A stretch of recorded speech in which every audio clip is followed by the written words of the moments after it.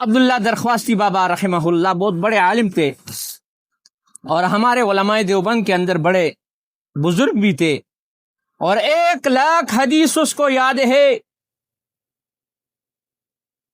لیکن وہ کہتے ہیں کہ 2 عالموں کے وفات پر مجھے رشک آیا۔ ایک مولانا احمدی لاہوری جو مفسر قرآن تھے، حضرت حسین علی رحمۃ اللہ علیہ کے شاگرد خاص، وہ جب وفات ہو گئے تو میں نے دیکھا کہ فرشتے رو رہے ہیں۔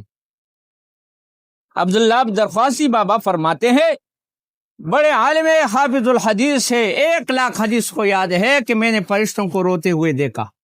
اور دوسرے موقع پر جب مولانا حق نواز جنگوی امیر عظیمت اور صحابہ کرام کا مداح، ایسے میں کہ نہیں، یہ وہ جب حق نواز جنگوی وفات ہو گئے تو میں نے فرشتوں کو روتے ہوئے دیکھا۔